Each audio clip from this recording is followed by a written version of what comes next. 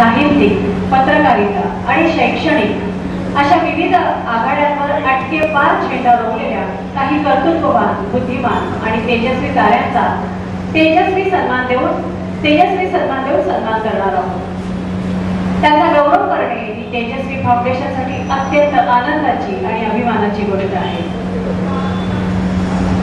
आजच्या कार्यक्रमासाठी लाभलेले प्रमुख पाहुणे यांचं आगमन थोड्याच वेळात होईल।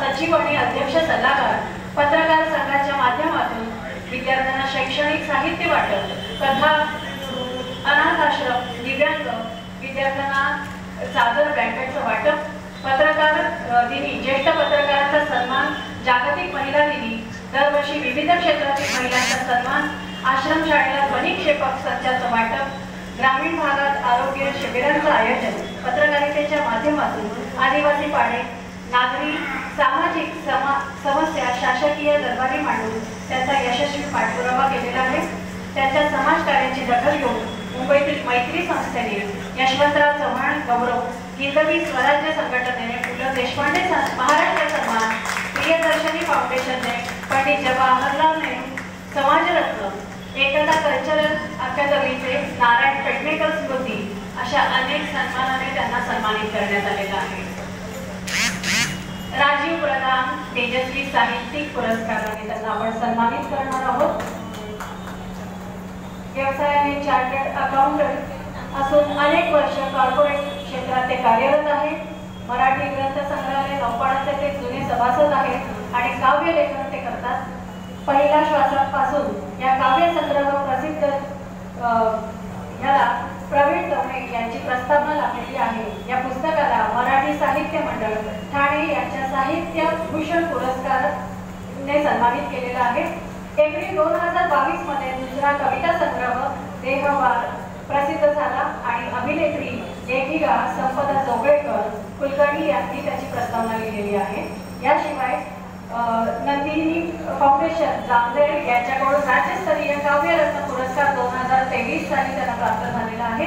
अनेक वर्ष ठाणे वैभव या दैनिकात नियमित लेखन केलेले आहेत। सामाजिक प्रश्न, आयुष्याबद्दलच्या वैचारिक लेख, प्रवास वर्णने, व्यक्तिचित्रणे, व्यक्तिगत अनुभव, पुस्तक प्रकार परीक्षणे अशा अनेक प्रकारचे त्यांचे साहित्य प्रकाशित झालेले आहेत। अशा बहुआयामी अशा विश्वभ्रमंतीसारखे दिवाळी अंक देणारे राजीव प्रधान यांना तेजस्वी साहित्यिक पुरस्काराने आपण सन्मानित करत आहोत। त्याचबरोबर आर्टिस्ट हेमंत जोशी तेजस्वी साहित्यिक पुरस्कार, मनोलिखित आणि निर्भर हे काव्य संग्रह त्यांचे प्रकाशित झालेले आहेत। तसेच अर्जुन इन कॉर्पोरेट महाभारत हा मॅनेजमेंट स्टोरी हा संग्रह त्यांचा प्रकाशित, मारासिंग नावाचा उर्दू शायरी संग्रह प्रकाशित होण्याच्या मार्गावर आहे। Employment opportunities in medical and pharmacy sector या विषयावर वर्तमानपत्रात त्यांचं लेखन सुरू आहे। फार्मा मार्केटिंग अवॉर्ड 2022 या मानाचा पुरस्कार सोहळ्यात त्यांचं पुस्तकाचं प्रकाशन पण झालेलं आहे आणि या पुरस्काराने त्यांना सन्मानित करण्यात आलेलं आहे। असे अर्जित जोशी।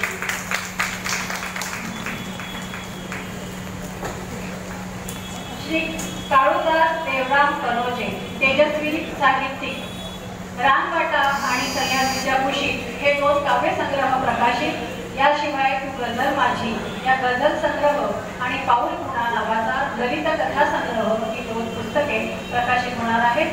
ग्रामीण आदिवासी कवी संमेलनाचे त्यांनी अध्यक्षपद भूषवले आहे। साहित्य संगम प्रतिष्ठान मुलुंडतर्फे त्यांना रानवाटा काव्य संग्रहास साहित्य गौरव पुरस्कार प्राप्त झाला आहे। एम्प्लॉईज क्रेडिट सोसायटी लिमिटेड मुंबईतर्फे कर्मवीर भाऊराव पाटील आदर्श शिक्षक पुरस्कार 2022 तसेच कोकण ग्राम विकास मंडळ ठाणे तसेच साहित्य सेवा पुरस्कार 2024 हे त्यांना प्राप्त झालेले आहे. काळुदास देवनाथ कर्मजे.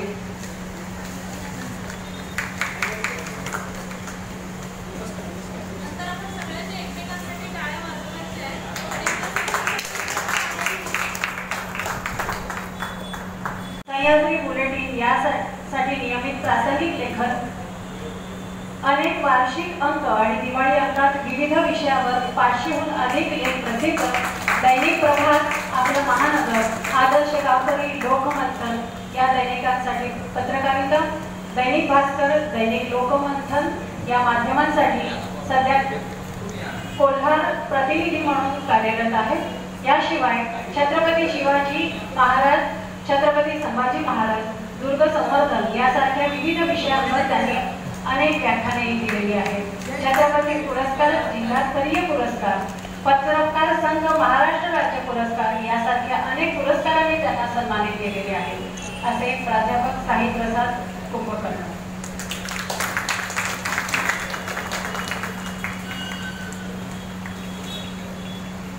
प्राध्यापक रुपेश महाडिक, जोशी पेडेकर महाविद्यालयात मराठी विभागात ते कार्यरत आहेत. मराठी विषयात रुची असणारी, नवीन पिढी घडवणारे विद्यार्थीप्रिय असे ते प्राध्यापक आहेत. संत साहित्याचे अभ्यासक, मराठी भाषा विषयाचे गाढे अभ्यासक, उत्कृष्ट निवेदक आहेत. अनेक साहित्यिक कार्यक्रमांचे त्यांनी निवेदन केलेलं आहे. रुपेशजी, आपल्या या ठिकाणी सन्मान करणं ही आमची खरोखरच भाग्याची गोष्ट आहे.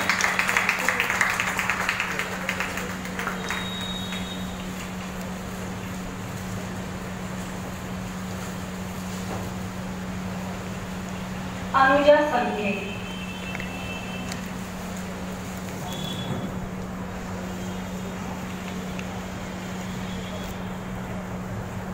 मी आजच्या मान्यवरांना आसनस्थ होण्याची विनंती करते. अशी विनंती करते की त्यांनी नाईक मॅडमचा इथे सत्कार करावा, सन्मानचिन्ह आणि अक्षरभेट देऊन.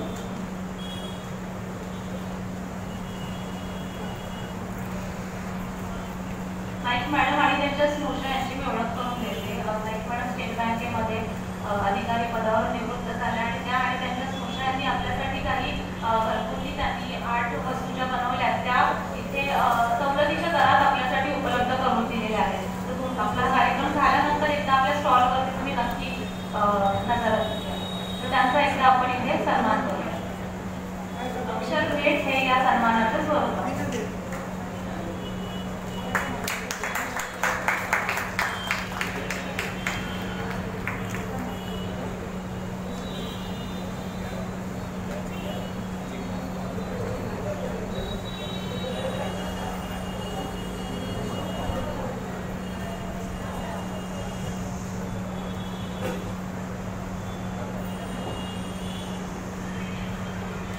तेजस्वी फाउंडेशन आज या ठिकाणी सन्मान सोहळा आयोजित केलेला आहे.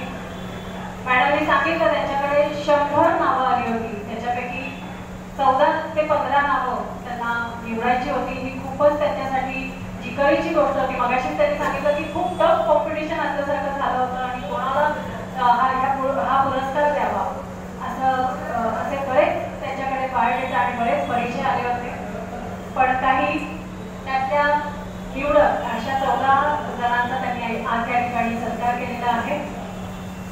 आणि ह्या आजच्या कार्यक्रमासाठी आपल्याला लाभलेले आजचे प्रमुख पाहुणे जयंत ओक सर यांचा थोडक्यात मी परिचय करून देणार आहे. पण त्याआधी डॉक्टर अशोक पाटील यांचा आपण परिचय करून घेऊया.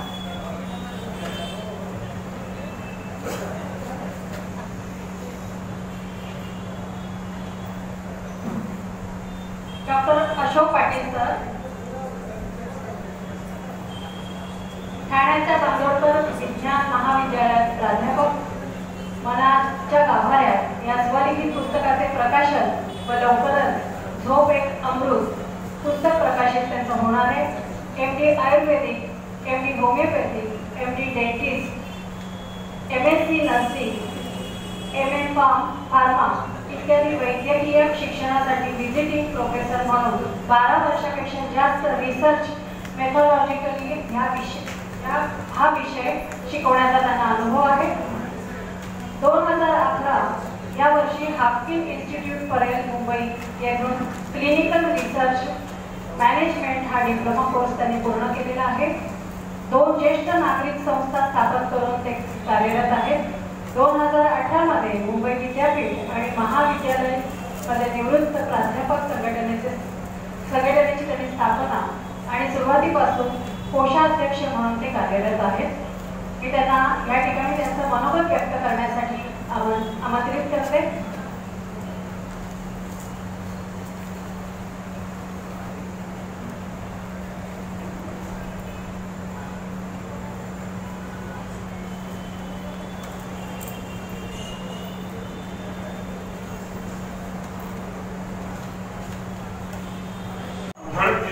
संत जनांची वाणी, तपोवनात तुझ्या उधळती संत जनांची वाणी, मातीतून तुझ्या जन्मल्या नररत्नांच्या खाणी.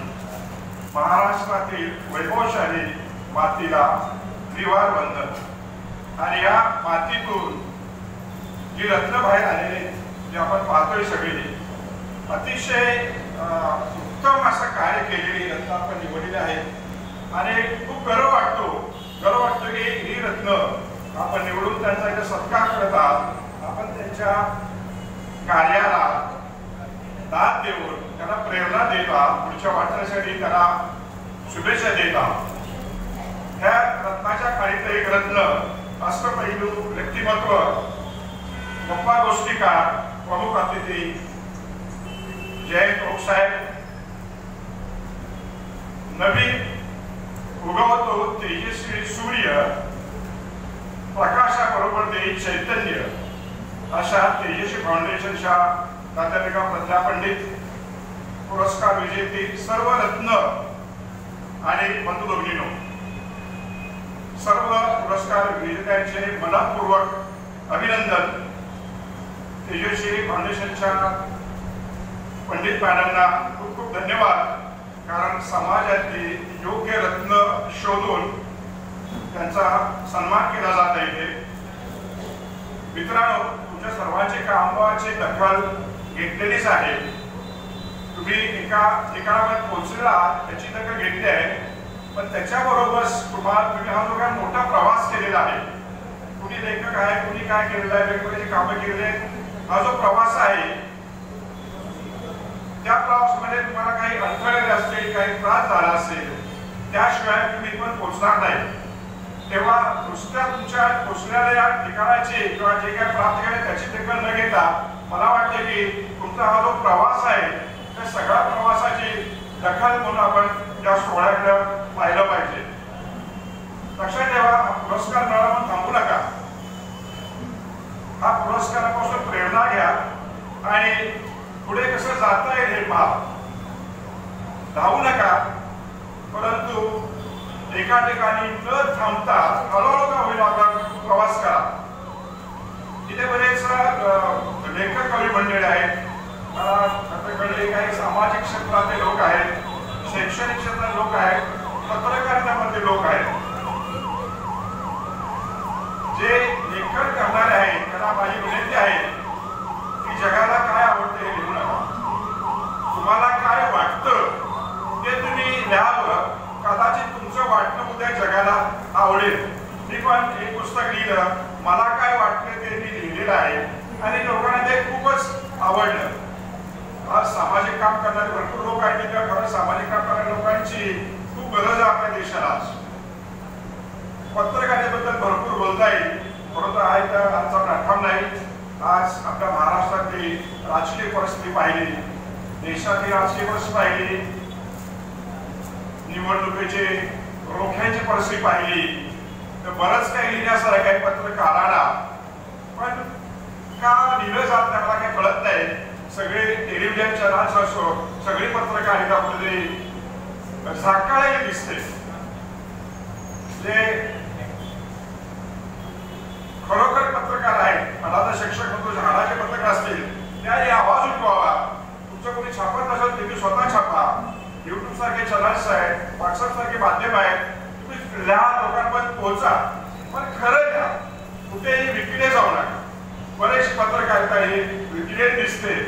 परंतु इथे जे काही पत्रकार आहेत ते काय तसे नाही आणि ते खरोखर जे काय परिस्थिती असेल त्यावर लिखाण करतील याची मला खात्री आहे. तुमच्या जे लेखक आहेत त्यांची जी कौशल्य आहे त्यांची शक्तिस्थानं ओळखा. व्हॉट्सअपमुळे वाचन लोकांचं कमी झालेलं आहे. पुस्तकं विकली जात नाही. पुस्तकं लिहिणं हा एक धंदा आहे असं त्याकडे बघू नका. तुम्हाला मनामध्ये आहे ते विचार मांडता आले पाहिजे. पुस्तक लिहिण्यासाठी तुम्हाला विचार करावा लागतो. तुम्हाला काहीतरी शब्द काय याला असावा कसा पाहिजे हे सगळे विचार करावं लागतं आणि त्यामुळे तुमची प्रकल्पता वाढते. आणि हे करत असताना वाचनाचा एक वेगळा आनंद असतो हे लक्षात घ्या. जसं की उदाहरण म्हणले की नवीन चंद्र पाहताना आठवण तुझीच झाली. बघा हे दोन शब्द बोलले. नवीन चंद्र पाहताना आठवण तुझीच झाली. तुमच्या मनामध्ये काहीतरी असं उभं राहत असेल तर काहीतरी तुझे रूप पाहताना कळी गालावरची फुलली. बघा हा काय दोन चार शब्द आहेत पण किती काही सांगून जातात. तसं हे लेखकांना थोडा आव्हानात्मक आपण चांगलं काहीतरी लिहूया. आपल्याला आनंद देतील, जगाला आनंद देतील, वाचायला आनंद देतील अशा प्रकारचा लिहिण्याचा प्रत्येकाला काय हरकत नाही. हो तर लक्षात घ्या हे लेखकांना कवीला लिहिताना पत्रकारांना पत्रकार होण्यासाठी किंवा समाजकार्य जे करणार आहेत त्यांना ही पण पोचायला बऱ्याच त्रासातून जावं लागत असेल. रस्ता खूप खडतर आहे मला माहित आहे परंतु मी एकच गोष्ट सांगितली तुम्ही जे काही करत आहात ते करत राहा. तुमच्या मनाला पटतंय आवश्यक करा. इतर लोकांकडे मला कोण काय म्हणतंय इकडे अजिबात लक्ष करा. छोटीशी गोष्ट सांगतो. पावसाळे दिवस होते. एक बेडकांचा ग्रुप पुण्यामार्फत चालला होता डोंगरातून असा आणि त्याच्यात ते पावसाळ्यात बाजूला खड्डा पडला पाणी होतं. त्या खड्ड्यामध्ये 2 बेडूक पडले. बाकीचे बेडूक म्हणले की हा खड्डा खूप खोल आहे आता काय हे डोंगरीवर वरती येण्याची काय शक्यता नाही. कसे येणार वरती आता हे तिथं जाणार. 2 बेडूक हात ते धडपडत राहिले पाण्यामध्ये. त्यांना काय वरती येणार पाणी होतं खड्डा खोल होता. तर एक बेडूक त्या बाहेरच्या बेडकांचं ऐकून त्याचं मनोधैर्य खचलं आणि तो बिचारा त्या पाण्यामध्ये मेला. दुसरा जो बेडूक होता त्याला मनोधैर्य होतं. त्याचं मनोधैर्य वाढलं आणि तो कसा तरी करून पाण्याच्या बाहेर आला जिवंत राहिला आणि त्या ग्रुपला जॉईन झाला. त्याने विचारलं अरे आम्ही तर म्हणलं की तुम्ही दोघेही जाणार पाणी एवढं खोल होतं आम्ही तुम्हाला म्हणत की दोघेही जाणार तर तू कसा बाहेर आलास. तो म्हणला तुम्ही काय बोलत होता मला काय कळत नव्हतं. मी बाहेर आहे आणि मला वाटतं की तुम्ही मला हे करताय मला प्रोत्साहन देताय की ये बाहेर म्हणजे असं आपलं मन पाहिजे सगळ्यांचं. लोक काय बोलतात तिकडे लक्ष देऊ नका दुर्लक्ष करा. तुम्हाला पटलं पाहिजे आणि कोणी काही नावं ठेवत असेल तर तुम्ही ते नावं ठेवलं म्हणजे तुम्हाला प्रोत्साहन देता येईल असं घ्या. नक्कीच तुम्ही तुमच्या कामामध्ये यशस्वी व्हाल. हे सगळ्या लोकांसाठी ऍप्लिकेबल आहे. पत्रकारिता असं नाही सगळ्यांना असं की बरेच लोक आपले पाय खेचत असतात आणि कसं मागे ओढायचं तर तिकडे काय दुर्लक्ष देऊ नका. मित्रांनो शेवटचं एकच सांगतो अतिशय चांगलं काम सगळ्यांनी केलेलं आहे. मगापर्यंत आपण सगळे रत्न आहात या मातीचे. माणसं सोन्यासारखे असावीत असं म्हटलं जातं. माणसं सोन्यासारखं असावीत असं म्हटलं जातं. म्हणतात बाबा हा सोन्यासारखा आहे पण सोनं हातात राहतं गळ्यात राहतं किंवा तिजोरीत राहतं. मी तर म्हणतो माणसं परिसासारखी असावी. परीस तिथे जायला त्याला सोन्याचं करतो तसं माणूस जर परीस झाला तर दुसऱ्या माणसाला सोन्याचं करून सोडेल असं वाटते. त्यामुळे तुम्ही परिसासारखं व्हा. आणि जिंदगी का क्या पता कल मौत आए. जीवन कुणाचं कधी काय सांगता येत आहे. इथून आता घेण्याचं आपलं काय उपयोग सांगता येईल. जिंदगी का क्या पता कल मौत आए. हम तो ऐसी जिंदगी जीना चाहते हैं कि हम औरों के काम आए. धन्यवाद.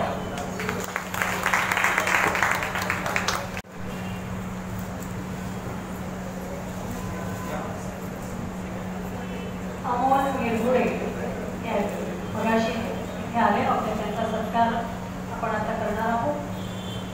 निरगुडे कोकण ग्रामविकास मंडळ पुरस्कार.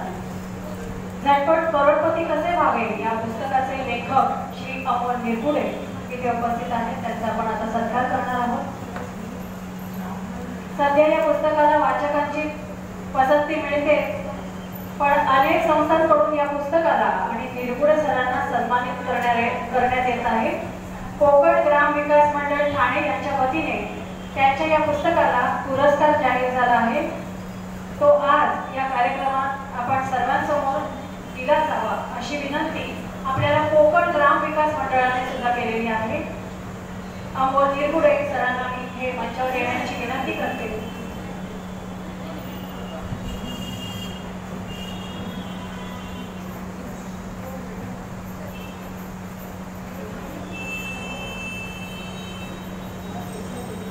अमोल निरगुडे सरांचं जोरदार टाळ्यांनी आपण स्वागत करूया.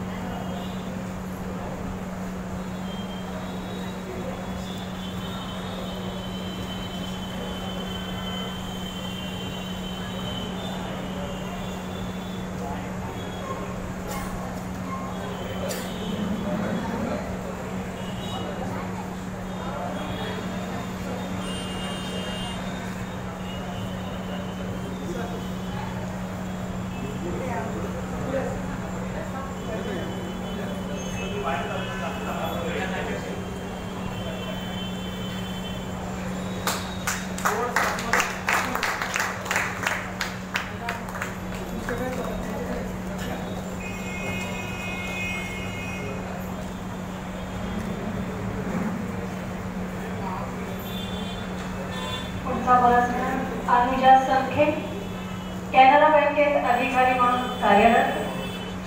अंध व्यक्तींना समाजात वावरताना येणारे अनुभव आणि अंधांसाठी काम करणाऱ्या व्यक्तींच्या अनुभवांचे सातत्याने अनुभव लेखन त्या करतात. त्याचबरोबर पुन्हा स्त्री वॉच या वेब पोर्टलवर अंध महिला आणि त्यांचं भावविश्व या विषयावर विविधांगी त्यांचं लेखन.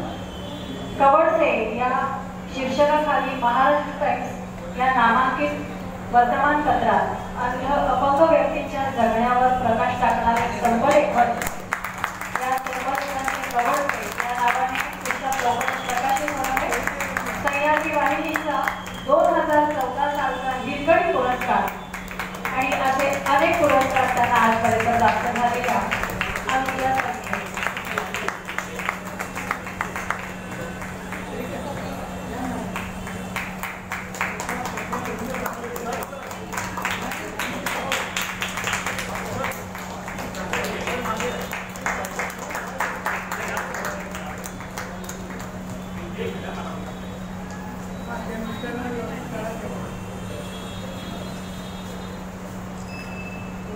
धन्यवाद. थँक्यू.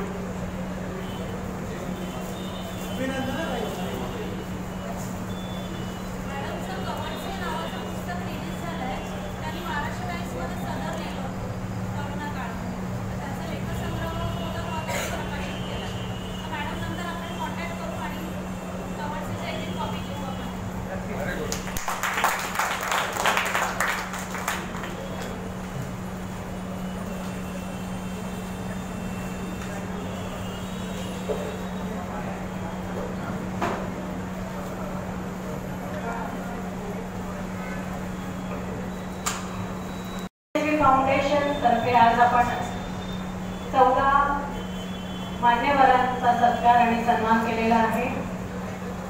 या ठिकाणी तुमच्याही काही मनामध्ये अनेक गोष्टी ह्या कार्यक्रमाच्या साठी काहीतरी मनोगत व्यक्त करावंसं वाटत असेल तर श्रीराम पंडित सरांनी अशी विनंती केली आहे मनीष पंडित सरांकडे की मला थोडक्यात काहीतरी मनोगत व्यक्त करायचं तर मी त्यांना व्यासपीठावर आमंत्रित करते.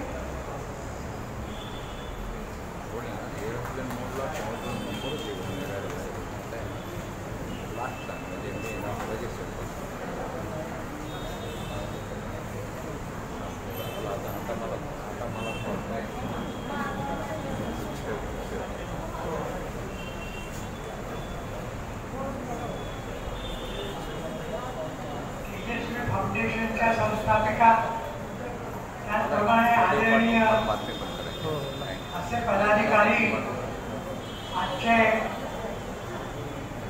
व्यासपीठावरील मान्यवर श्रेष्ठ असे कार्यकर्ते आहेत ते आणि श्रोतृवृंद, मी सर्वप्रथम तेजस्वी फाउंडेशनचे पदाधिकारी यांना मला त्यांनी हा पुरस्कार दिल्याबद्दल मनपूर्वक धन्यवाद देतो. हा जो गौरव केलेला आहे तो मी नम्रपणे स्वीकारतो आणि ही जी सेवाभावी संस्था आहे, ही जी तळमळीने काम करते आहे, त्या संस्थेला आणि त्यातल्या कार्यकर्त्यांना, पदाधिकाऱ्यांना मी सदिच्छा अर्पण करतो की त्यांच्या पुढच्या वाटचालीत त्यांना यश मिळावं आणि हेच कार्य त्यांच्या हातून चांगलं पुढे चालू राहावं. मला दोन शब्द आणखी बोलायचे ते असे की महाभारत आणि श्रीमद भगवद्गीता या दोन ग्रंथांचं सातत्याने मी अध्ययन केलं सुरुवातीपासून. त्याच्यातूनच प्रेरणा मिळाली आणि माझं हे लेखन कार्य होऊ शकलं. ग्रंथ हेच गुरु मानले पाहिजे. आजचा काळ पुष्कळ वेगळा आहे, तर ग्रंथातूनच आपल्याला खरं मार्गदर्शन मिळेल आणि मी तरी महाभारतालाच गुरुस्थानी मानलेले आहे. तर हा जो ग्रंथ आहे हा सगळ्या जगात अत्यंत वेगळा आहे. शतसाहस्त्री संहिता म्हणजे 1,00,000 श्लोकांचं महाकाव्य आणि 1,00,000 श्लोक आहेतच, अत्यंत विस्तृत, ते महान आहे. आणि भारावत्वात म्हणजे आशय घन इतकं आहे भारावत, त्या आशय घनतेमुळे आणि विस्तारामुळे त्याला महाभारत म्हणतात. तर हा ग्रंथ अत्यंत उद्बोधक आहे आपला जो, आणि त्याचा मुकुटमणी म्हणजे भगवद्गीता.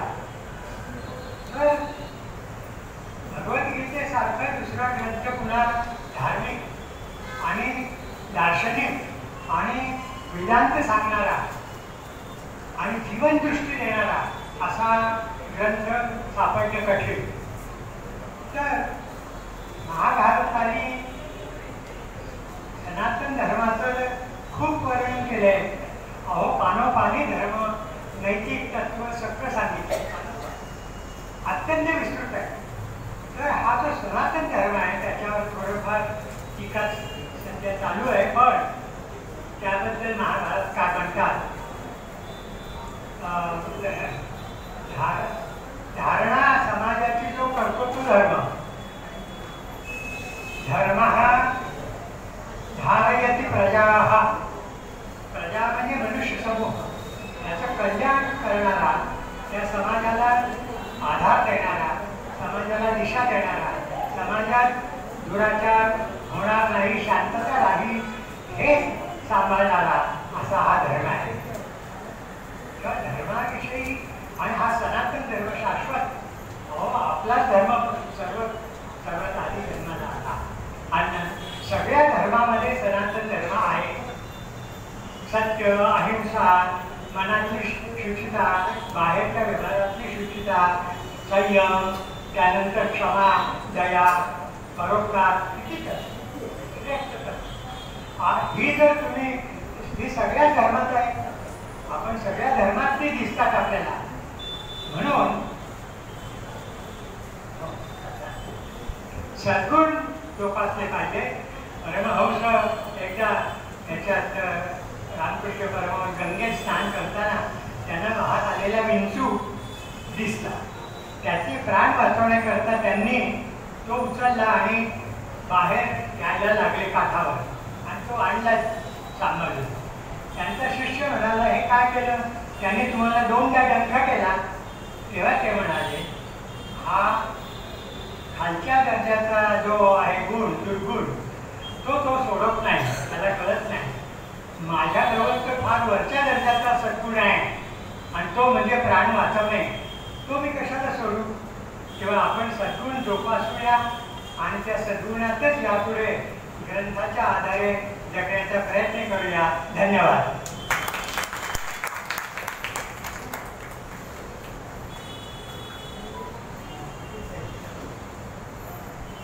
खरं तर प्रत्येकालाच काहीतरी आपलं मनोगत व्यक्त करावं असं वाटणार आहे आणि त्यासाठी आम्ही एक अशी इथे योजना करणार आहोत की आपण आपले सगळ्यांचं जे काही मनोगत आहे ते मॅडमच्या किंवा सरांच्या व्हॉट्सअप ते ग्रुप करतील, त्याच्यावर तुमचं मनोगत तुम्ही व्यक्त करावं जेणेकरून ते कायमस्वरूपी त्यांच्याकडे राहील. तेव्हा आता वेळेचं बंधन असल्यामुळे हा तोडगा काढावा लागत आहे. आता वेळ झाली आहे आजच्या कार्यक्रमाचे प्रमुख पाहुणे माननीय जयंत ओ यांचं मनोगत ऐकण्याची. पण तत्पूर्वी मी त्यांचा थोडक्यात परिचय करून देते. खरं तर जयंत ओ हे नाव आपल्या सर्वांनाच सर्वश्रुत असं आहे. दूरदर्शनच्या काळात आमची माती आमची माणसं मधील गप्पा गोष्टी या कार्यक्रमात आपण जयंत ओ सरांना भेटत आलो आहोत. या मालिकेत त्यांनी साकारलेली बन्या बापू ही भूमिका रसिकांच्या मनात आजही घर करून आहे. 1977 ते 1992 या काळात मुंबई दूरदर्शनवर निर्मिती सहाय्यक म्हणून त्यांनी 1000हून अधिक कार्यक्रम त्यांनी केलेले आहेत. पुण्यात सुधीर गाडगे यांच्या चैत्रपद, आठवणीतील गाणी, आनंद घन अशा कार्यक्रमात तालवादक आणि नकलाकार म्हणून जवळपास 500हून प्रयोगात त्यांचा सहभाग आहे. जब्बार पटेल यांच्या डॉक्टर बाबासाहेब आंबेडकर आणि V.K. नाईक यांच्या खेळ नशिबाचे या चित्रपटात त्यांनी केलेल्या भूमिका गाजलेल्या आहेत. आकाशवाणीतर्फे प्रसारित होणाऱ्या 1000हून अधिक गहोळ नाट्यामध्येही त्यांचा सहभाग आहे. त्याशिवाय संपूर्ण कुटुंबाला एकत्र बसून पाहता येईल असा निर्मळ विनोदी गप्पा गोष्टी हा त्यांचा मनोरंजक कार्यक्रम तुफान गाजला. आजवर त्यांचे 1500 प्रयोगापेक्षा अधिक प्रयोग झालेले आहेत. महाराष्ट्राचे माजी मुख्यमंत्री स्वर्गीय मनोहर जोशी यांच्या हस्ते त्यांना विनोदी अभिनेता पुरस्कार देऊन गौरवण्यात आले आहे. याशिवाय सर्वोत्कृष्ट एकपात्री कलाकार पुरस्कार 2012, गरिमा रंगयात्री पुरस्कार 2010, हास्य चतुरस्र कलाकार तसेच आचार्य अत्रे पुरस्कार 2018 यासारख्या मानाच्या पुरस्कारांनीही त्यांना सन्मानित करण्यात आलेले आहे. आज त्याची लेखक, निवेदक, भविष्यकार आणि संमोहन तज्ञ म्हणून एक स्वतंत्र अशी ओळख आहे. आज आपल्याला ते अतिथी म्हणून लाभले आहेत. हा खरोखरच आपल्या सगळ्यांसाठी आणि तेजस्वी फाउंडेशनसाठी खूप आनंदाचा क्षण आहे आणि आम्हाला त्याचा खरोखरच अभिमानही आहे. अशा जयंत ओक सरांना मी इथे विनंती करते की त्यांनी आपलं मनोगत व्यक्त करावं.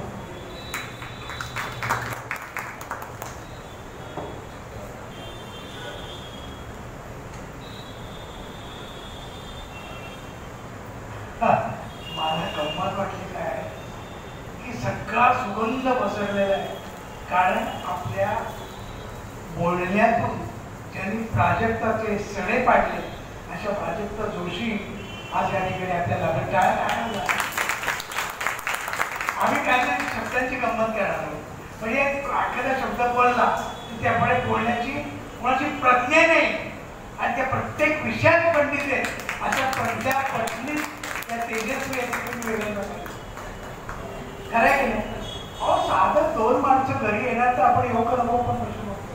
तिथे 15-15 जणांना त्यांनी पुरस्कार द्यायचे, त्याचं सगळं बघायचं, त्याला फुलं व्हायची, अध्यक्ष बोलायचा, तू कसं येणार आहे, ओला का कसा, तर मी सुका देणार, मी ओला येणार. असे ते पुरस्कार ऑर्गनाईज करायचे, त्यांचं कौतुक करायचं. 90पासून सगळे पुरस्कार, वय वर्ष 90. मला एक त्रयस्थ माणूस म्हणून आमचं एक बालपण होतं. मग येतं तरुणपण, मग येतं वृद्धपण, त्याच्यानंतर येतं त्याला शहाणपण असं म्हणतात. तेव्हा माझं सध्या शहाणपणाचं वय चालू असल्यामुळे या अर्थानेच बोलतोय की कुठलं शहाणपण या वयात आहे. आणि यांनी गीतेवर आता मला सांगितलं, मला तक्षण आलं की गीता केवढी आहे तुझ्यासमोर प्रज्ञानी. मग जी विष्णू सहस्रनाम म्हणते, विष्णू म्हणजे कोण कृष्णाचा अवतार आणि विष्णू शिकवतोय आणि केवढं आहे. आणि एकने वक्तृत्व, कर्तृत्व, कर्तृत्व या सगळ्या गोष्टी घेऊन पंचामृत असतं. पंचामृत कसं असतं माहिती का? आमच्या गप्पा गोष्टी नेहमी सांगतो की दूध, दही, तूप, मध आणि साखर असं एकत्र काही पंचामृत. याने पंचामृत नाही केली तर मिसळ पण नाही केली. मिसळीमध्ये सुद्धा 5 पदार्थ लागतात. म्हणजे शेव, गाठ्या, पापडी, तो रस्सा, कांदा करून मिसळ न करता त्यांनी पंचामृतच केलं आणि त्याचा नैवेद्य तुमच्यासारख्या रसिकांना ते दाखवत आहे आणि तुम्हाला पुरस्कार देऊन ते गौरवित करतायत.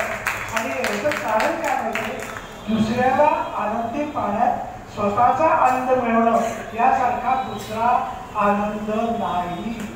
बघाच नाही. आणि मला ती म्हणली बाप अगं मी तुझ्या प्रेमात पडलो तेव्हा माझी 43 वर्षाची. म्हटलं वयाचा आणि वर्षाचा काही संबंध नसतो, पण मला कौतुक आहे. म्हटलं तू माझ्या मुलीसारखी आहेस. आता 75 चालू आहे, ती 40-43 वर्षाची.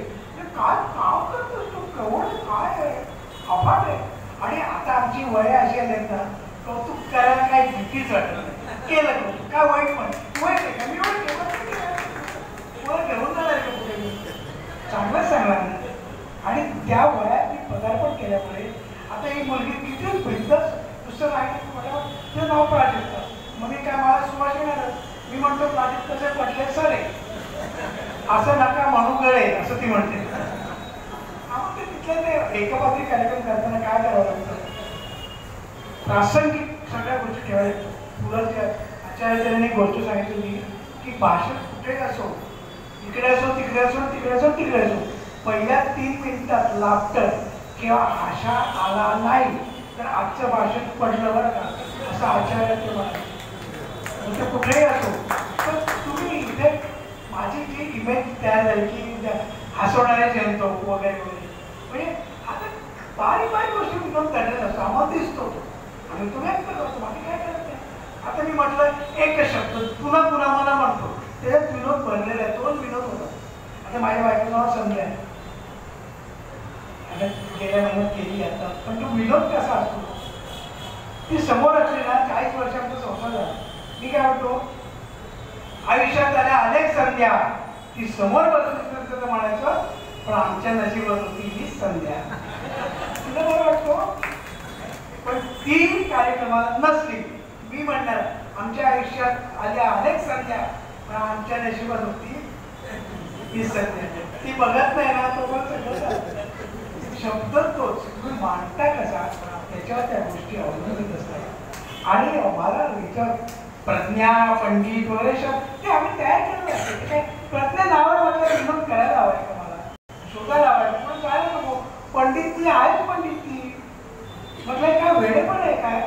मग तुझ्या गालावरची कळी नीट करू सांगितलं गेलं मी का हे गैर व्हायचं काय मुलींचं. आणि कुंकू लावायचे का ते पण म्हणते मला मान्य आहे. हा कुंकू हा परमेश्वराने दिलेला स्त्रीला दिलेला खरा दागिना आहे. वापरा. मी जातपात धर्माबद्दल बोलत नाहीये, प्रॅक्टिकल सांगतोय. पूर्वीच्या जुन्या सिनेमामध्ये हौसावाडकर असो, जयश्री गडकोट ठसठशीत कुंकू अशा देतो. परमेश्वर दिला खरा दागिना आहे. आणि वापरा ना, एकदा तर वापरून तर बघा. तुम्ही एका कोणाला शेअरने सांगतो अरे लाव पण इथे टिकली तर टिकली नाही तो उकली मिळालीच नाही. आपण काय वाईट तिचं काय वाईट चिंतित आहे का? तिचं चांगलं लग्न, तिच्या आयुष्यात चांगला केलं लागला आपण आपण सांगतो. पण मी ठोसपणे सांगायला लागलो कारण आता गोष्टी सांगायच्या त्या बालपण तरुण पण उद्धव पण नाही. आता फक्त शहाणपण या अर्थाने मी तुम्हाला सांगितलं म्हणजे काय. आणि प्राजक्त तुझ्याकडे प्रचंड गुण you have to develop yourself. कारण तुझी आयडेंटिटी शेवटी आयडेंटिटी नाही, स्वतःचं अस्तित्व स्वतःला ठरवावं. कोणी तुम्हाला आत्मनिर्भर म्हणतात ना, आत्मनिर्भर भरपूर पाणी द्या. निर्भर जगायचं असलं तर तू, मरायचं असलं तरी तूच. तुला कोणी शेजारी पाजारी शेजारी जायचं असलं आणि साखर हवी असेल तर आधी फोन करतो मी, मला जरा असं काय पाण्याची बाटली हवी. ते काय आम्ही शाम को आम्हाला गरमी पडली ना, तुम्ही शाम को मला संध्याकाळी जाऊ. माणसाची संबंध इतके लांबले कारण आधुनिकतेचा इतका आपल्याला आरोप झालेला आहे. सत्य आहे ते. तुम्ही कोणाकडे जाऊ शकता का? मी आज मला ठाण्यात राहायचं, तुम्ही राहू शकता का? नाही राहू शकत. तो सगळा मी आज संध्याकाळी वीर सावरकर काढला, तुमचं बोबडी बनतो. मला सारखी नाटकात जायचं, माझी बोबडी बनतो. बरं मी आपल्या घरी जातो. हे विनोद सोडून देतात सभा की आपण कोणाकडे जाताना सुद्धा विचार करा, तो जाऊ का नको, येऊ का नको. अशा परिस्थितीमध्ये आपल्या असलेल्या ज्या गुण आहेत ते गुण लोकांना वाटत जाणं हे महान कार्यक्रम असेल. तिचं नाव प्रज्ञा पंडित. वाजवायचं कौतुक आहे. फक्त राहण्याला पाहिजे कौतुकासाठी असं राहायचं नाही. मला खरंच भरून आलं केवढं मोठा कार्यक्रम. आणि आम्हाला नाही जमलं, तुला जमलं. आम्हाला जर का तरुणपणात वाटलं की आपण करावं, नाही जमलं, पण आता ते शक्य होतं. शिट्टी वाजवली की तुमच्या काहीतरी कुठल्या तरी लोकांनी माणूस उभा राहतो. परमेश्वर म्हणजे काय तुझी एका मुलीने मला कसं विचारलं, तो भविष्य आहे काय असतं म्हटलं, तो तुझ्यावर आहे. असं कसं म्हटलं, आणि तो तुझा काढत आहे. हे चित्र आहे, हे कागद आहे. विवेकानंदांची गोष्ट मुद्दाम सांगतो. विवेकानंद एकाचे काय त्याचा मित्र आला, तर तो म्हणला की याची श्रद्धा नव्हती देवावर, अजिबात श्रद्धा नव्हती. मनभेद नाही, मतभेद नाही. राजकारणातले शब्द सगळे मनभेद. तिच्या आल्या सगळं करायचं मला पडायचं. आमच्या मनभेद भाऊ आहे सगळा काय वाटेल, फक्त सत्ता पाहिजे, बाकी काय नाही. बाकी काय असो. तर त्या स्वामी विवेकानंदांकडे ते गेले होते आणि त्या फोटो होता त्याच्यासाठी स्वामी विवेकानंद दिले. तर काय बस मी जरा कॉपी करून आणतो म्हणून आणली. तर 5-10 मिनिटं गेली आणि घरभर सगळ्या काचा तुटून पडलेल्या, लाकडं तुकडे तिकडे पडलेले, कागद फोडून टाकले, कापून टाकले, फोडून टाकले. हे काय हे काय केलंस तू? मला काय नाही म्हणलं, इथे समोर काय तुम्हाला दिसलं ते काच होती, तुम्ही तोडली आणि तुकडे केले. ते बाजूला एक लाकडाचं तोडले पण मला पाहिजे होते, ते पण फोडले आणि कागद होते ते आणायचं फाडून टाकले. नाही राजा, अरे ते माझ्या वडिलांचा फोटो वगैरे आहे आणि त्याच्या आतमध्ये वडील आहे, ती माझी श्रद्धा आहे. त्यालाच देव म्हणतात. समजून घ्या काय तुम्ही काय म्हणतो, पूर्ण विचार करून होतो. तुझी श्रद्धा आहे ना, हा ही देवी एक सरस्वती आहे, तर तुला काय ते काय चित्र आहे ते. पण माझी श्रद्धा त्याच्यात होती की ते जागृत होतं. हे जागृतीच आहे. तो आपल्या मनामध्ये चाललं ना ते कुठल्या तरी रूपात चालू असतं. म्हणून मी बेलापूरला राहू सुद्धा माझी इच्छा असेल कोण चांगलं कामाला आपण जाऊ. माझ्या मनात ईश्वर साक्ष सद्गुरू शपथ घेऊन सांगते. आणि ते मला तुम्ही याल का? कोण बोलताय? मी प्रज्ञा पंडित बोलते. वाचलं अरे मी प्रवचन पण करते. क्या बात आहे म्हटलं. प्रवचन करणं साधी गोष्ट नाही. प्रवचन करा हा साधा जन्माला आलेला माणूस आहे. आधी करायचं ते मनावर बिंबवायचं आणि त्यात सातत्य ठेवायचं आणि स्वतः आचरणात आणायचं. जी बाई विष्णू सहस्रनामाचे क्लासेस घेऊन करते हे केवढं मोठं आहे. मला कौतुक आहे त्याचं आणि त्याबद्दल मला कृतज्ञता व्यक्त करण्यासाठी मी आलेलं आहे. काय दिलं, काय घेतलं, काय मिळालं ते काही संबंध नसतो. खरंच काही संबंध नसतो. परमेश्वर कुठल्या तरी रूपात तुमच्या डोळ्यासमोर उभा राहतो आणि राहतोच. आणि म्हणून सर्वात नामस्मरण शेवट सांगतो, नामस्मरण हे अख्खी जगातलं सत्य आहे का ते सांगतो. काय पुरस्कार आहे ते काय तेजस्वी आहे आणि तेजस्विनी आहे ते पुरस्कार त्याच्यात मी काय बोलण्याची आवश्यकता नाही. पण मुद्दा काय आहे की नामस्मरण काय आहे. तुझं नाव काय? प्रज्ञा. तुझं नाव काय? उद्या 50 वर्ष आहे. माझं नाव जयंत आहे. मी 50 वर्षांनी या जगात आहे नाही मला माहिती नाही. तर मला कोण नाव ओळखते? नामानेच ओळखणार.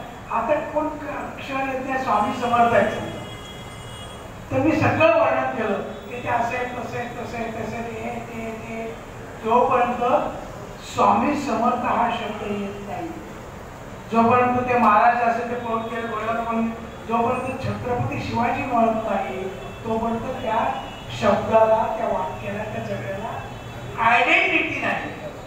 50 वर्षांनी हिला ओळखतील ते तिच्या नामानेच ओळखतील. हिला तिच्या नामानेच ओळखतील. जयंतला इथे बोललं तर जे आज ते जयंत बोलते मग पुढचं नाही सांगावं. तसं नामाचं महत्व आहे. काय ते महत्व तुम्ही 1000 वर्षानंतर सुद्धा आजही रामाचं नाव घेतात, ज्ञानेश्वरांचं नाव घेतात, प्रभू रामचंद्राचं नाव घेतात. जे कोण संत आहेत ते नावावर कशाला काय श्रीराम म्हटलं सांगावं नाही लागत काय केलं, अमुक काय केलं, मग ते शामुक कसा होता, काय गरजच नाहीये. श्रीकृष्ण हे नावावर शिल्लक आहे. नामाने पुन्हा पुन्हा पुन्हा शिल्लक राहील. पुन्हा पुन्हा पुन्हा पुन्हा काय म्हटलंय की काय कसं कुमार गंधर्व आहे, वसंतराव देशपांडे, आशा काळीकर आहेत, लता मंगेशकर आहेत, अशा गोष्टी. एखाद्या व्यक्तिमत्वाला फक्त मुकेशच आवडतो. आता हे काय वाटत आहे मोठेच आहे, पण ती जी व्यक्ती आहे तिच्या आवाजाचं साधर्म तिच्या त्या मुकेशशी मॅच करत असतो. त्याला मुकेशचीच गाणी गावी व्हायची होतं. तो लहान आहे का मोठा प्रश्नच येत नाही. मला मुकेश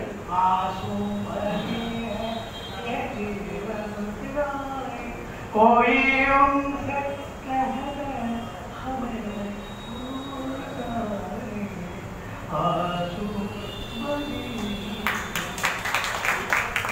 माझा आवाज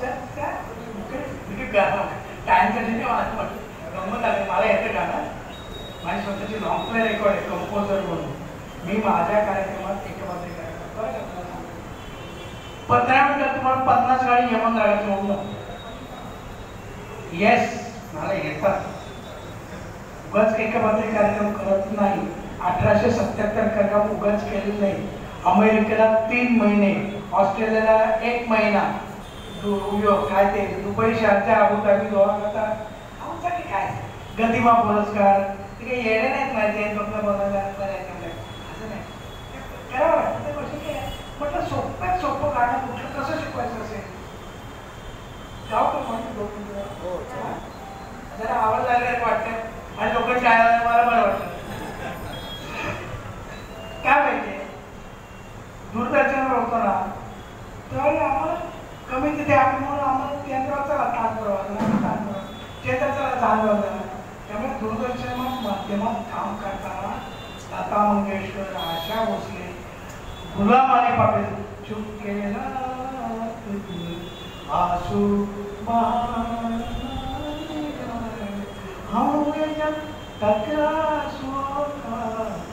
या तानपुराला मी होतो.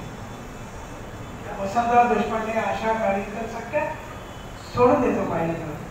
अशा सगळ्या लोकांबरोबर प्रत्यक्ष स्टेजवर साथी केलेला कलाकार या ठिकाणी आहे. नौशादची, आशा भोसले सगळ्यांबरोबर मी प्रत्यक्ष साथी केल्या. माझ्याकडे 4 आण्याचं नाही, 15 रुपये वगैरे मिळते, पण आमच्या गल्ल्या नवीन आहेत. लक्षात घ्या ते कार्यक्रम पुढच्या वर्षी कशाला केला नाही. पुढच्या वर्षी जायचे फणसवाडी, पण 4 आणे पक्के आहेत आपल्याकडे पक्के. ते दूरदर्शनला काय करत असताना मला ते वसंतराव गात होते ते म्हणले ते तानपुराला वाजवत होतो. मग त्याला ताण लागली. मग मी तालावर कधी ते तानपुरा वाजवतो कधी असं तुझं काय होतं. तर ज्याला गेलं त्याला पाणी घेऊन यायला ते गावात गावात गेलो. त्याला पाणी द्यायला गावात गावात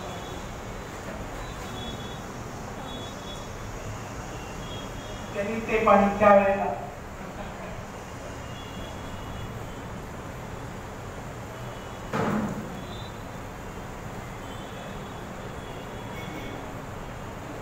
असं गटागट हा कार्यक्रमातलाच एक भाग आहे. मला पाणी प्यायचं असतं गाठायचं काय मार्ग काढायचा. वसंतरावने कसं प्यायलं ते मला करून दाखवायचं होतं. लोक ऍक्सेप्ट करतात. एक सेकंड अर्धा मिनिटाची काय करत नाही का बाबतीत राहतो. खरं सांगतो तुम्हाला अनुभवाचं बोलतो. आणि मग ते सुरू केलं ते बाकी स्टोरी सोडत आहे.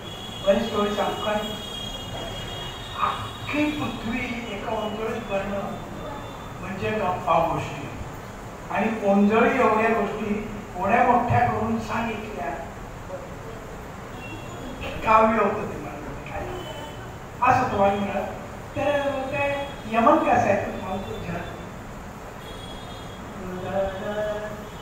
काय सूर लागेल तो मला माहिती नाही, लागेल तो पण बेबीच्या लेवल पण आहे. जर आवाज बसलेला खरं सांगतो, माझा आवाज बसलेला असं मी नेहमी नेहमी सांगत नाही, पण आज बसलेला खरंच म्हणून मी सोड.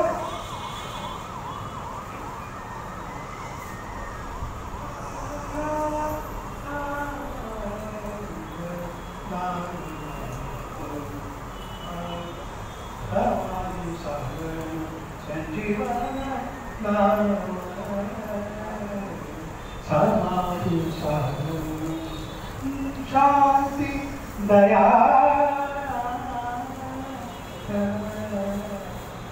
सर्वा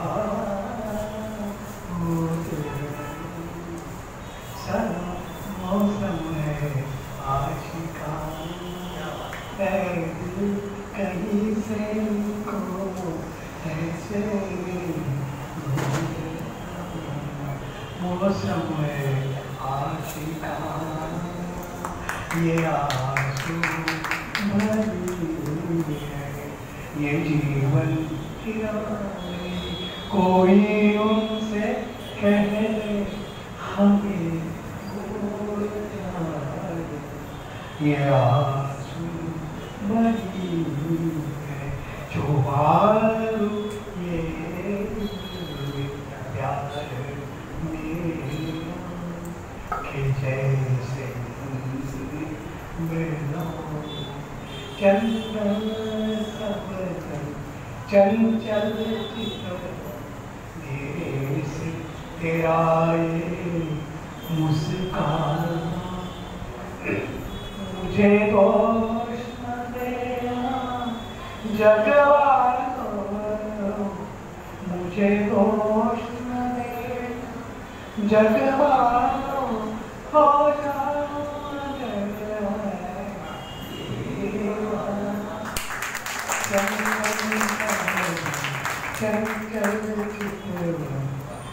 देवा देवा दया तुझी शुद्ध दैव मेरा लागो दुष्ट माझी माझ्यात देवा दया तुझी जिथे सारा धरणी मिळते तिथे तुझी वाट पाहते, जिथे सागर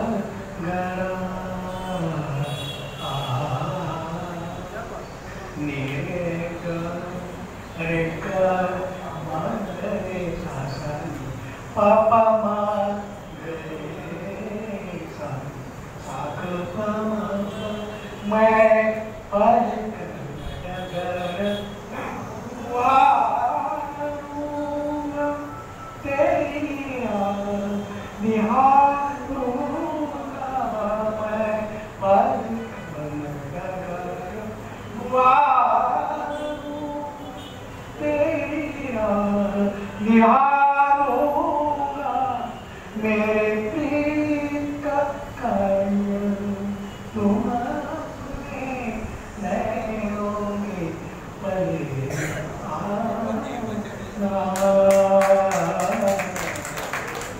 जब जले जब शाम ढले जय देव जय देव जय मुंदमूर्ति नरसिम्हा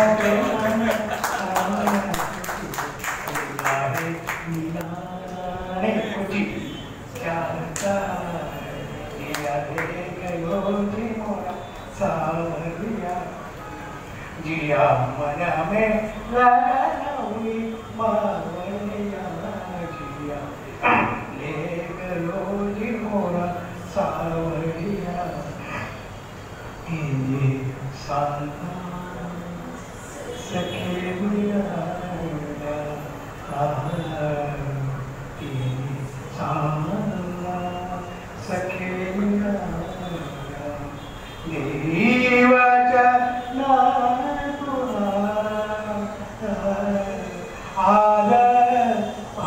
आजपासून जिवे अधिक तू माना हृदया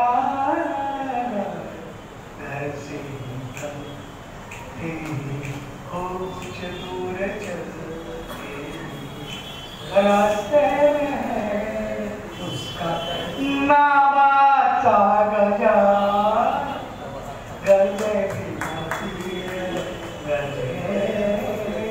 मी मागे इथेच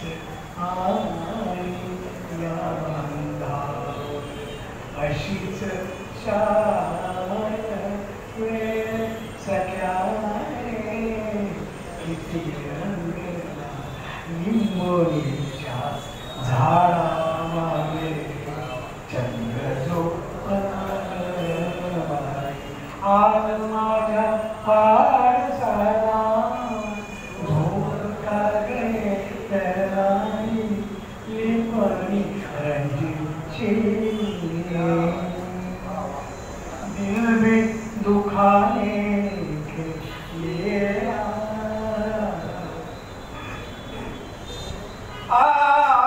फिर से मुझे छोड़ जाने के लिए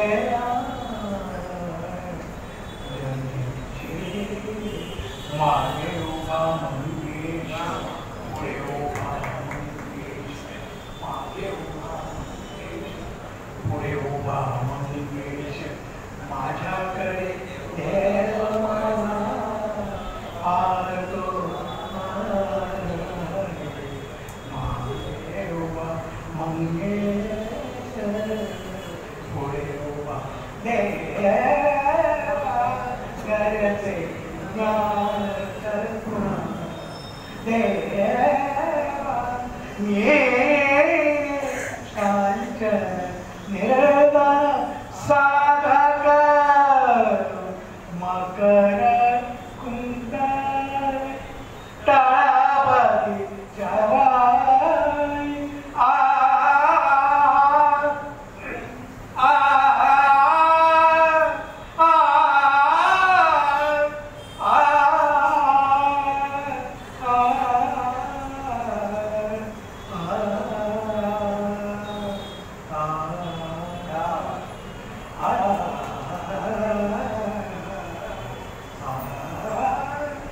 मकर कुंडल तळावती चराई कंठी कौस्तुभ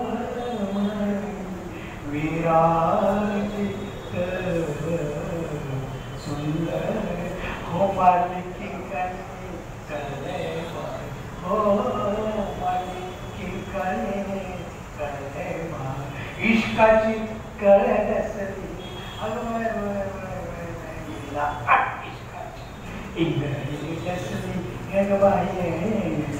इश्काची जाणे लावणी म्हणाले कीर्तनकारांनी म्हणाले याच्यामध्ये आणि एवढाच फरक पडतोय मागे म्हणाला म्हणले हा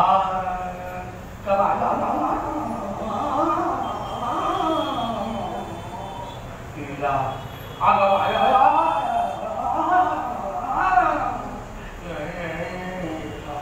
इश्काची इंगळी लस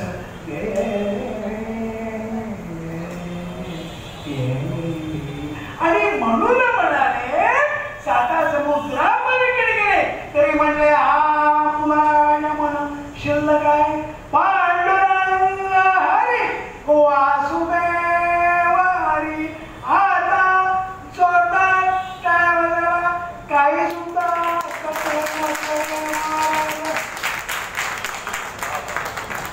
जरा जास्तच बोलू पण चांगला छान ते वाक्य काय नाही का करा असं तर उपलब्ध परिस्थिती काय असो तर मुद्दा काय सांगायचं काय सगळ्यात ते साठा सुरतच आहे तिच्याकडे काय खूप मोठ्या व्यक्ती असं काही नाही आहे पण 3 फॅक्टर आहे काय तुम्हाला माहिती हे कोणाला माहिती काय ते या बाईच्या हे सगळं संशोधन करताना 3 फॅक्टर आहेत त्याची ती द्वार पोहोचलेली बाई 3 फॅक्टरी कुठल्या आणि त्या फॅक्टरीमधला माल ते विकत नाही, ते वाटतात. म्हणजे नवीन त्याला काय अर्थ आहे का? विकायचं नाही, मी वाटतात. त्या 3 फॅक्टऱ्या कुठल्या?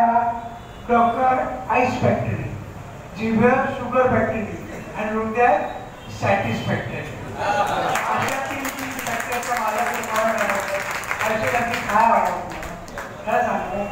आणि हे मी सांगतो लोकांना पटतं, लोक टाळायला मी हसतो, आनंद घेतो. दुसरं काय? आनंदासारख्या जगात दुसरं काही नाही. आनंद हा कशावर अवलंबून नेतो स्वतः. आनंदाच्या विरुद्ध जगात शब्द नाही. कमी आनंद, लेख आनंद, मायनस आनंद, छोटा आनंद, कोणाची प्रज्ञा आहे तिथे सांगतो. आनंद हा वाढणार आहे, सतत वाढणार. अत्यानंद, नित्यानंद, पूर्णानंद, माझ्या बायकोचं विद्या, संध्यानंद, तिचं नाव संध्या असो. तर हा आनंद वाढत जाणार आहे. हा आनंद अधिकाधिक तुझा पवरत जाऊ अशा मी तुला म्हणतो. थोडं वयाने मोठं आहे, आकड्याने नाही. जी बाई विष्णू सहस्रनामाचे क्लासेस घेते आहे ते फार मोठं कार्य करते. आपल्याला नाही जावं ना, आम्ही आपली शांततेचे आहे. आम्हाला जास्त पुढे त्या मला आम्ही मोठे झालो. असो तर पुन्हा एकदा मला या ठिकाणी बोलवलं, तो माझा सन्मान केला आणि माझ्या हस्ते सन्मान केल्याचं भाग्य मला लाभलं. तेव्हा श्री प्रज्ञा पंडित आणि तुमचं यांचं नाव काय गं? हा, मनीष पंडित. मनीष मी त्यांची मनीषा प्रज्ञा म्हणून पूर्ण झाली म्हणून ते मनीष पंडित. या दोघांनी मी काम बघतोय ते बिहाइंड द स्क्रीन पण सगळं लक्षात ठेवायचं काय काय नाही. मला खरंच कौतुक आहे, आनंद होतोय. मी तुम्हाला सर्वांना असेच पुरस्कार मिळत जा. एका पुरस्कारामध्ये आयुष्य खर्च करावा लागतो. एकदा धर्मेंद्र शेवटी गोष्ट आपण संपवतो.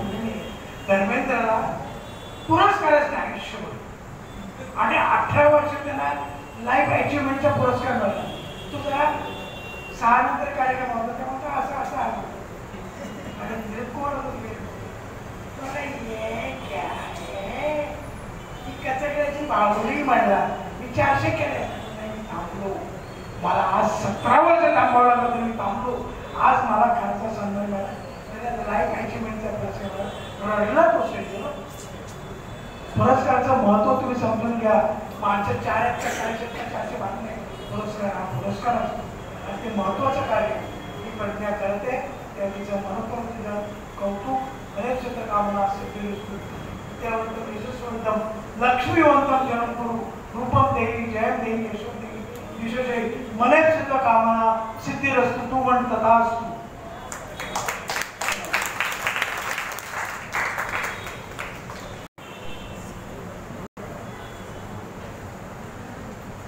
खूपच छान.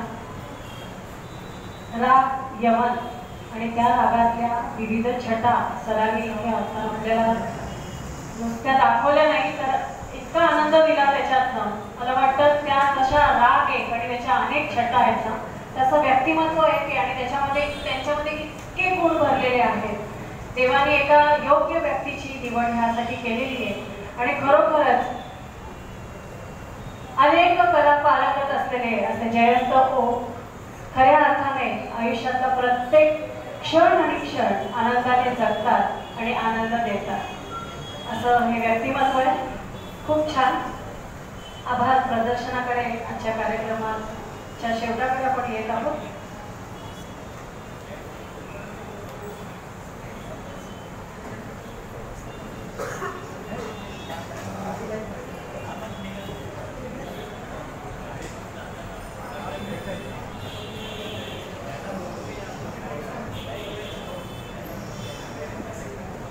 तेजस्वी फाउंडेशनचे संस्थापक मनीष पंडित यांना मी या ठिकाणी रंगमंचावर आभार प्रदर्शनासाठी आणि समारोपासाठी आमंत्रित करते.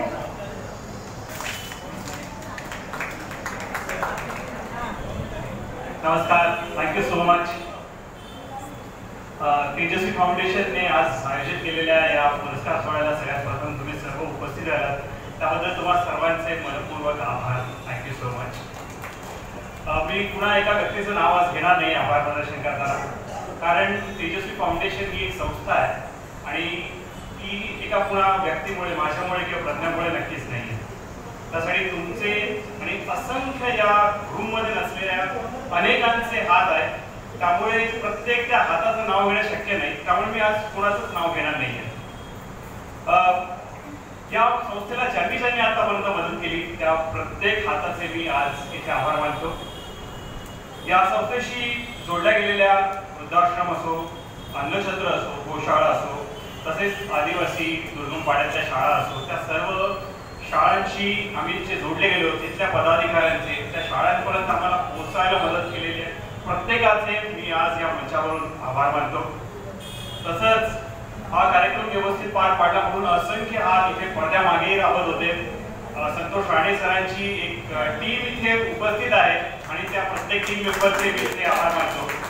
कारण हा कार्यक्रम फक्त आमच्या एकट्यामुळे, आम्हा दोघांमुळे किंवा बाकी उपस्थित असलेल्या इकडे सगळ्यांमुळे शक्य नसता झाला. असे बरेच हात आहेत जे मागे ट्रॉफीज पासून पुष्पगुच्छांपर्यंत आणि खाऊपासून पिशव्यांपर्यंत खूप काही अरेंज करत होते. त्यामुळे त्या प्रत्येक हाताचे आज मी इथे आभार मानतो. आणि ऑफकोर्स इथे या सर्वांचे आज आपण ज्यांना पुरस्कार देऊन सन्मानित केले त्यांच्याबरोबर आलेल्या तुम्हा सगळ्या पाहुण्यांचेही मी आभार मानतो. आज आपल्या कार्यक्रमाला इतके उत्तम पाहुणे लाभले जयंत टोक सर. त्यांनी आमच्या एका विनंतीला मान देऊन इथपर्यंत आले आणि आम्हाला वेळ दिला त्याबद्दल सर्वप्रथम जयंत टोक सरांचे पण आभार मानतो. आणि आजच्या या कार्यक्रमाला रंगतदार बनवण्यासाठी ज्यांनी निवेदन केलं त्या प्राजक्ता मॅडमचेही मी इथे आभार मानतो. आपण त्यांचा इथे पुस्तक भेट देऊन सत्कार करूया. प्राजक्ता मॅडम या.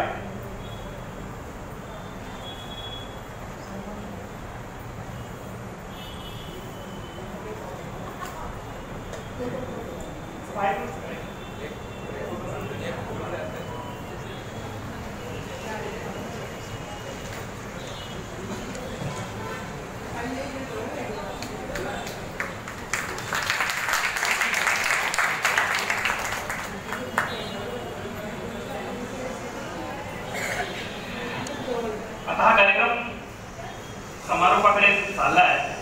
आपल्या सर्व विजेत्यांचा मला एक फोटो काढायचा आहे कारण आपण हा फोटो प्रेससाठी देणार आहोत. तर मी सर्व विजेत्यांना विनंती करेन की त्यांनी आपापल्या ट्रॉफीसह वर मंचावर यावं म्हणजे आपण एक छायाचित्र क्लिक करू शकतो.